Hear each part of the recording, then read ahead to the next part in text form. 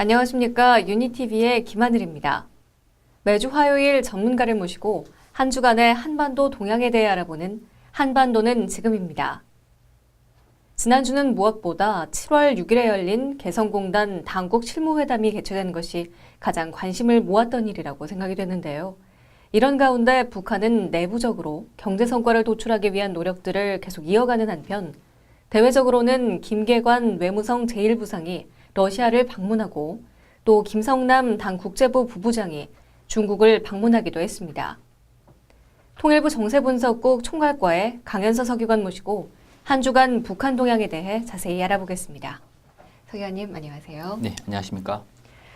네, 먼저 한 주간 북한 내부 동향 어땠습니까?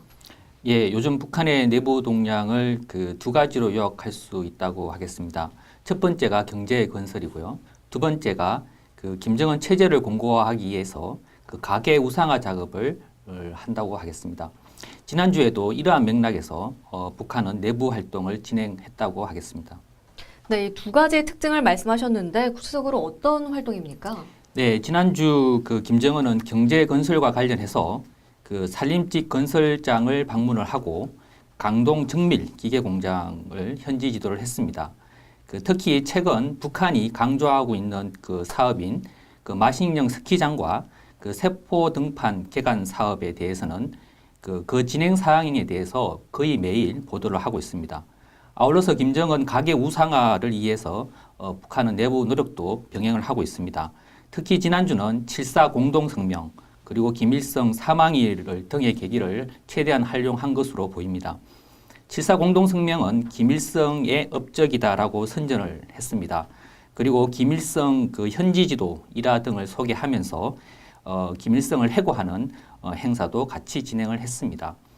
이러한 김일성 업적을 강조하는 것은 결국 김정은 체제를 더욱 공고하기 위해서 가계 우상화 작업을 하는 일환으로 보시면 될 것 같습니다. 네, 이제 상반기가 끝났습니다. 이 한반도는 지금을 통해서 김정은의 공개 활동에 대해서 거의 매주 살펴봤는데요. 이 상반기 김정은 공개 활동 내용 정리 좀 부탁드리겠습니다. 네, 금년도 상반기 김정은 공개 활동은 총 95회가 진행이 되었습니다. 작년 상반기와 비교할 때 한 14회 정도가 증가한 것으로 보입니다. 월별로 비교를 보면 최근 5월에는 23회로 가장 많은 공개 활동을 한 것으로 나타났습니다. 분야별로는 군 관련 공개 활동이 31%로 가장 많았습니다. 그리고 그 다음으로는 경제, 사회문화 순으로 공개 활동이 진행이 되었습니다. 다만 금년 4월을 기점으로 해서 군 관련 활동은 다소 줄어들고 경제 관련한 공개 활동이 상당히 증가하는 모습을 보이고 있습니다. 네, 이 금년 상반기 김정은 공개 활동에 있어서 이 수행 인물의 변화나 특징이 있었습니까? 궁금하네요. 네, 북한이 공개한 내용을 토대로 종합을 해볼 때 금년도 상반기 김정은 공개 활동에는 주로 군 관련된 인사들이 수행한 것으로 나타났습니다. 수행 빈도 면에서는 가장 많이 수행한 인물로는 최룡해 총정치국장이 총 72회를 수행을 했습니다. 그 다음으로는 김격식 총참모장이 총 30회를 수행을 했습니다. 수행 인물에 있어서 특징적인 것은 작년에 김정은 공개 활동 수행 빈도 면에서 가장 많았던 장성택이가 금년 상반기에는 5번째로 수행을 한 것으로 나타났습니다. 그리고 수행하는 인물들도 당에서는 부부장급 그리고 군에서는 부국장급 등이 실무그룹 수행 비중이 확대된 것도 특징 중에 하나라고 하겠습니다. 네, 상반기 공개 활동 주요 방문 지역도 있었을 것 같습니다. 네, 평양 지역이 총 36회로 가장 많았습니다. 하지만 지방을 방문하는 횟수도 확대되는 추세를 보이고 있습니다. 작년에 평양 지역 방문 횟수가 66%를 차지했는데 금년도 상반기에는 평양 지역이 40%로 약 20%가량이 감소했습니다. 그만큼 평양 지역을 제한 지방에 대한 방문이 늘어났다고 하겠습니다. 네, 또 최근 김정은이 경제시설을 많이 방문하고 있지 않습니까? 이 상반기 동안에 경제와 관련된 김정은 공개 활동에 어떤 특징이 있었을까요? 네, 작년 상반기와 비교를 할 때 금년 상반기에는 경제활동, 공개활동이 상당히 증가한 것으로 나타났습니다. 작년 상반기에는 총 13회였는데 금년도 상반기에는 총 28회 경제 관련 공개 활동을 진행한 것으로 나타났습니다. 경제 관련 공개 활동에 있어서 또 다른 특징은 작년에는 위락시설, 상업시설 방문이 62%로 비중이 가장 높았다면 금년 상반기에는 중공업 또는 경공업, 농업 등 생산시설의 방문이 77%를 차지하고 있다는 점이 작년과의 차이점과 동시에 특징이라고 하겠습니다. 네, 또 이번 주 대남동양에선 특이할 만한 것이 있죠?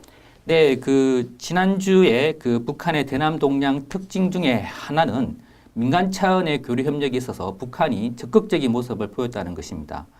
이와 더불어서 북한은 기존과 같이 정상회담 회의록 공개 등을 소재로 한 비난을 계속 병행을 했습니다. 네, 다소 또 모순적인 태도로 보여집니다만 우선 민간 차원의 교류 협력에 북한이 적극적인 모습을 보였다고 하는데요. 이 어떤 내용입니까? 네, 지난주 7월 3일 북한의 개성공단 담당 기관인 중앙특구개발지도총국은 장마철 개성공단의 설비와 자재의 피해 대책을 마련하기 위해서 우리 기업 관계자들과 공단 관리 관계자들의 방문을 허용하고 필요한 협의를 할 수 있다는 입장을 판문점을 통해서 전달을 했습니다. 그리고 6.15 공동선언 실천 민족공동위원회는 7월 4일 베이징에서 남북 그리고 해외 위원장 회의를 진행을 하고 민간 차원에서의 다양한 행사들을 추진하겠다는 입장을 공동보도문의 형식으로 발표하기도 했습니다. 네, 개성공단과 관련해서 7월 6일 개성공단 당국 실무회담이 개최됐죠. 이 한 주간 가장 주목받은 소식일 텐데요. 이 회담 성사 과정 어떻게 이루어진 겁니까? 네, 우리 정부는 개성공단 가동이 중단된 지 석 달이 지나고 있는 상황에서 개성공단 입주 기업들이 공단 가동 중단으로 많은 어려움을 겪고 있다는 점과 장마철이 시작되면서 더 큰 피해가 예상된다는 점 등을 고려하여서 7월 4일 북측에 실무회담을 제의를 했습니다. 북한도 이에 호응하여서 7월 6일 판문점 통일각에서 당국 간 실무회담이 개최된 것입니다. 네, 이번 회담에서 남북은 어떤 합의를 이루었는지 그 내용도 궁금한데요. 설명해 주시죠. 네, 회담은 7월 6일부터 그 다음 날인 7월 7일 새벽까지 진행이 되었습니다. 총 12차례의 접촉을 거쳐서 4개항의 합의서를 채택을 했습니다. 합의 내용을 살펴보면 우선 남북은 개성공단을 발전적으로 정상화해 나간다는 데에서 인식을 같이 했습니다. 합의 내용으로는 첫째, 장마 피해를 줄이기 위해서 7월 10일부터 기업 관계자들이 공단을 방문하여서 설비 점검과 정비를 진행하는 데 합의를 했습니다. 두 번째로는 북한은 우리 기업들의 완제품 그리고 원부자재를 반출할 수 있도록 합의를 했습니다. 세 번째로는 북한은 설비 반출과 물자 반출 등을 위해서 출입하는 우리 측 인원과 차량들에 대해서 통신, 통행 그리고 신변 안정을 보장하기로 합의를 했습니다. 네 번째로는 개성공단 정상화를 위해서 7월 10일 개성공단에서 후속회담을 개최하기로 합의를 했습니다. 북한은 이 보도 매체를 통해서 회담의 진행과 합의 내용을 신속하게 보도하기도 했습니다. 네, 근데 이렇게 대화를 하면서도 이 북한의 대남 비난은 계속됐다고요?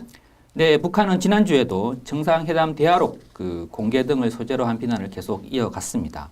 정상회담 대화록 공개는 국정원의 대선 개입 사건 무마 등 정치적 목적이다라고 하면서 정상외교의 진정성을 과연 믿을 수 있겠는가라고 비난을 했습니다.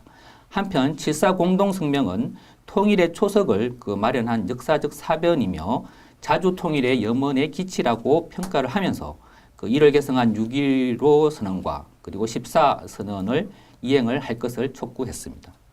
네, 또 한 주간 북한 대외 동향은 어땠습니까? 예, 지난주에도 북한은 중국, 러시아 등 우방국가의 협력을 강화하는 모습을 보였습니다. 그리고 지난 4월 30일 국가전복제로 15년 교화형을 선고받은 한국계 미국인인 배준호 씨의 수감 생활을 보도하기도 했습니다. 네, 북한의 유관국과의 외교 활동도 또 다소 활발했던 것 같은데요. 구체적으로 어떤 움직임이 있었습니까? 네, 북한은 7월 2일 김계관 외무성 제1부상이 러시아를 방문을 했고요. 같은 날 김성남 당 국제부 부부장 등이 중국을 방문을 했습니다. 아직 구체적인 협의 결과는 공개되지 않고 있으나 그 북한은 최근 대활동에 많이 신경을 쓰는 모습을 보이고 있는 것으로 평가됩니다. 네, 또 그리고 그 7월 2일에 아세안 지역 안보 포럼이 종료되지 않았습니까? 그 결과에 대해서도 소개해 주세요. 네, 이번 그 아세안 그 지역 안보 포럼에서는 그 북한의 비핵화에 대해서 국제사회의 일치된 입장을 확인한 계기가 된 것으로 평가됩니다. 포럼 마지막 날인 7월 2일에는 북한을 제외한 모든 회원국들이 한반도 비핵화를 평화적으로 달성하기 위한 모든 노력을 지지를 하고 북한이 9.19 공동성명의 공약을 완전히 준수하길 바란다는 의장성명을 채택하기도 했습니다.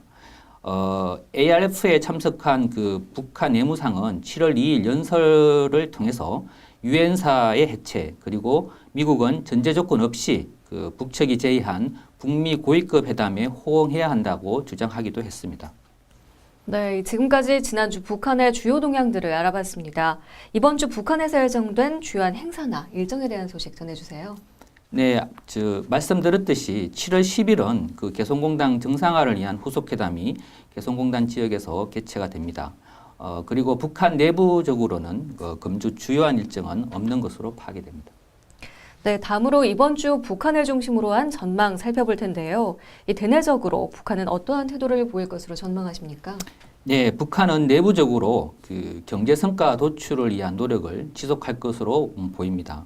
상반기 성과를 선전을 하면서 주민 동원 체제를 더욱 공고화해 나갈 것으로 전망이 됩니다. 지난 3월 31일 그 당 중앙위 전원 회의에서 경제 핵 병진 노선을 발표를 했습니다. 그 노선 중에 하나가 경제인데요. 이 경제 부분의 성과를 하반기에는 구체적으로 도출해야 되는 그러한 입장입니다. 그런 만큼 경제 성과 도출과 관련한 노력들은 계속 이어질 것으로 전망이 됩니다. 네, 대남적인 측면에서는 또 북한이 어떤 모습을 보일까요? 네, 대남면에서는 당분간 그 북한은 민간 차원의 교류 협력에 대해서 적극적인 모습을 보일 것으로 전망이 됩니다. 당면에서는 개성공단 정상화를 위한 후속 회담에 집중해 나갈 것으로 전망됩니다. 네, 그렇다면 이 대외적인 측면으로는 어떨 것으로 보고 계신지요? 네, 그 북한은 중국, 러시아 등 그 기존의 우방 국가의 협력을 강화하기 위한 노력을 계속해 나갈 것으로 전망이 됩니다. 그런 가운데 육자회담 등 대화 공세도 국면 전환을 위한 전술적 차원에서 활용해 나갈 것으로 전망이 됩니다. 네, 말씀 잘 들었습니다. 지금까지 정세분석국의 강현수 서기관 모시고 한 주간의 북한 동향에 대해 알아봤습니다. 오늘 말씀 고맙습니다. 네, 감사합니다.